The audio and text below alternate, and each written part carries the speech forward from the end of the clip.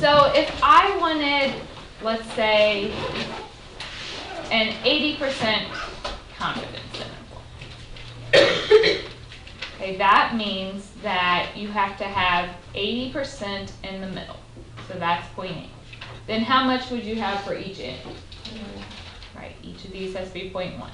When you're finding that z at alpha over 2, you are looking for this one right here. So how do you find that on your table? 0.9. The total area below this is 0.9. So your probability is 0.9. So you go to the inside of the table, you look for a 0.9, or as close as we can get, which would be 0.8997. So that is 1.28. So why do we add that end piece on it? Because the table gives you everything less than that number, this end is included in everything less than.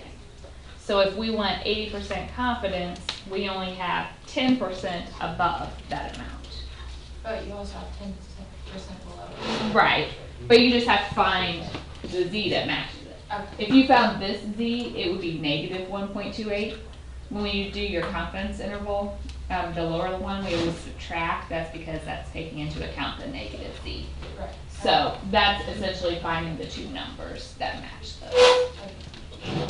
Now, if we have a, let's say, 90% confidence, then what probability am I looking up in the table? 0.95, because you would have 90 in the middle, so 5 on each end, so 95 below. Okay, if you look up 0.95, that is between 0.9495 and 0.9505, so that is 1.645. okay. I want you to look at the bottom left-hand corner of this table. It tells you a level of confidence, so 90%, and then it has a critical value.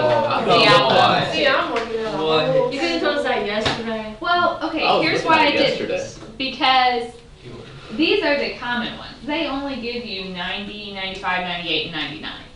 But I could ask you any percent. I could ask you for a 96 or an 80. So you have to know how to get them from the table. But those common ones are given to you down there. The common one's gonna be on the test. I'm not always that nice. Yes, she is. So just for future reference, if it's one of those common ones, you can cheat and just look at that corner of your table. Cheat, yes. You have my permission to cheat. Okay, so here is the next question, and you guys can just sit back and watch for a minute. A lot of times, we are building these confidence intervals after the fact, after we've already went out and found a study, and we had so many people that participated, and we know our margin of error and all of that. But if you were actually going to conduct a study on your own, and let's say you wanted to find, I don't know, what do you guys want to find out? What are we going to make a study to find? People like lunch. Okay. What percentage of people like lunch? School lunch? Yeah, hold on, let's clarify. What- School lunch or is like School lunch lunch? in general? School lunch. Okay, Yeah, for school sure. lunch. So we would need to know how many people we should ask, right? Are we only concerned about students in our high school, or do you want students nationwide? And if I want nationwide, how many people do I have to ask before I can be confident in my answer?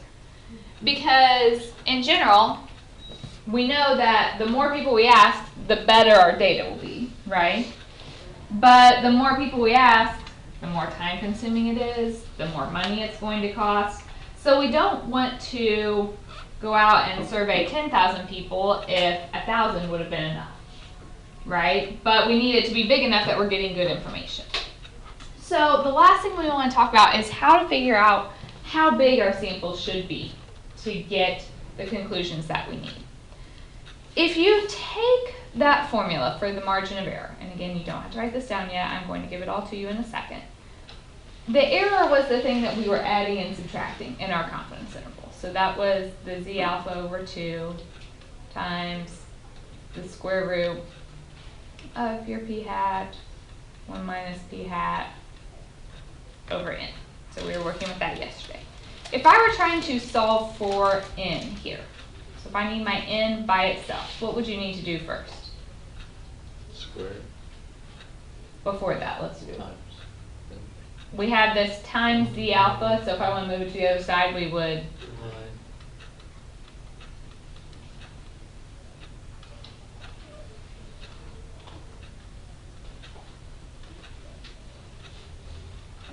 and then to get rid of a square root, you would square. Okay. So now, what would we need to do to get that n off the bottom? Multiply. Okay, so you would have n times the error divided by z alpha over 2 squared equals p hat times 1 minus p hat. And so then if you divide by this fraction, that's the same as multiplying by the reciprocal, and we get this formula for n. Tells us it's p hat, our proportion, 1 minus p hat times z alpha over 2 divided by the error squared. But here's the problem. How do you find p hat? X over n. X over n. So I can't really use p hat to find n because you have to know n to find p hat. There's a little bit of an issue there. So a couple solutions for that.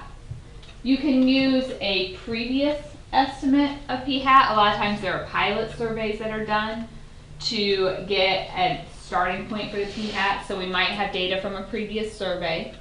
The other option is to let p hat equal 0.5. That gives you the largest possible value of n. The reason is this graph shows what you get if you take p hat times 1 minus p hat. So like if your p hat was 0.2 times 1 minus p hat, you're only here. The biggest that number ever is if your p hat is 0.5. Then you get 0.5 times 0.5, which is 0.25. So that's your maximum. Now, you don't have to memorize all this, but I'm trying to show you where these formulas are coming from on your formula sheet. Just feel like it makes them look less scary if we kind of have some idea of why they are there. So this, it's up to you if you want to write it down. It is on your formula sheet if you look under chapter 9. Yesterday we talked about the first bullet on the confidence intervals. The second column says sample size, and it has all of this written out in words for you. So to estimate the population proportion of the error at 1 minus alpha 100% confidence, n equals this. So it gives you that formula for your n. Always round up. So if I get 6.1, we have to round up to 7 because that means 6 people wouldn't be enough. You always round up, regardless of what that decimal is. And it tells you, round up to the next integer, where p hat is a prior estimate. The second bullet, or the second formula in there says if you don't have a prior estimate, then we are going to use this formula. That's what you get if you assume p hat to be 0.5. So the p hat times 1 minus p hat would be 0.5 times 0.5, which is 0.25. So we have two possible formulas to use when I'm trying to decide how big my sample should be. One of them assumes we have a starting p hat. One of them assumes we don't. Okay. So let's look at an example.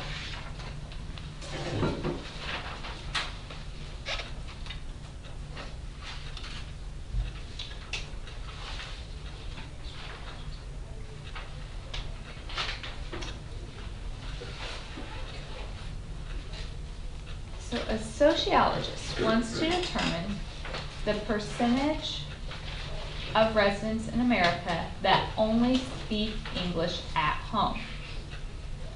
What sample size should be obtained? So we are looking for n. If she wishes her estimate to be within 3 percentage points with 90% confidence, assuming she uses the estimate obtained from the census in 2000 supplementary survey of 82.4%. Okay, so we are assuming a previous value. So look at your formula sheet. Let's write down our formula. We are using the first one. So that's n equals p hat 1 minus p hat z alpha over 2 divided by e squared. What is my p hat in this problem? 824. P hat is your previous estimate, so that's from the census survey, so 0.824. The z alpha over 2, so that's what's based on my 90% confidence. So now that you know the easy way to find it, if you have 90% confidence, what's your critical level? The z alpha over 2.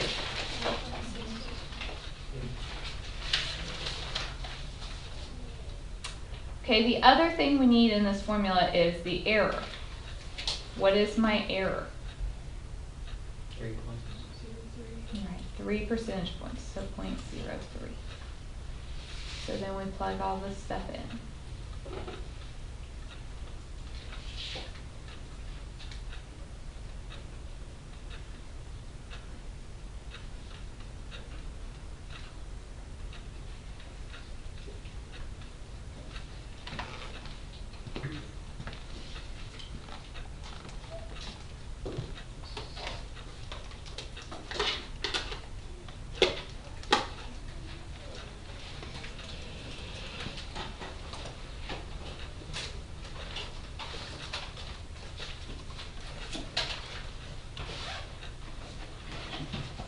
So how many people do we need to survey?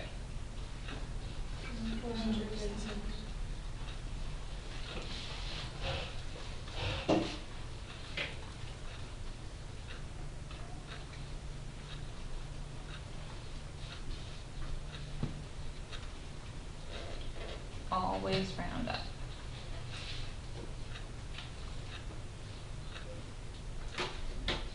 Is that okay? I want to ask a second question here.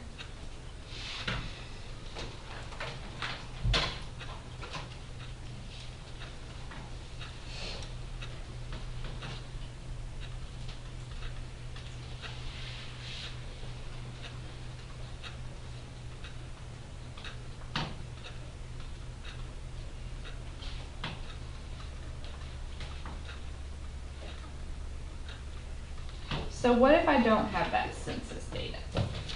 And so I have to come up with a sample size without that p hat. We still have the 90% confidence, so we're still talking z alpha over 2 is 1.645. We still want the error to be 0.03. But if you don't have p hat, what formula do we use? Just a second. So that's 0.25 times z alpha over 2 divided by e squared. This one should always give us a larger sample. It is basically assuming the largest possible sample that would ever happen.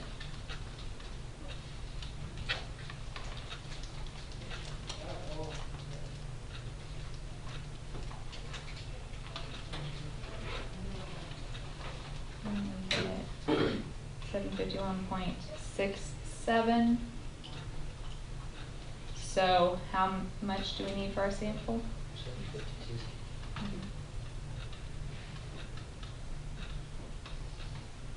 So you see why we prefer to use that earlier estimate if possible.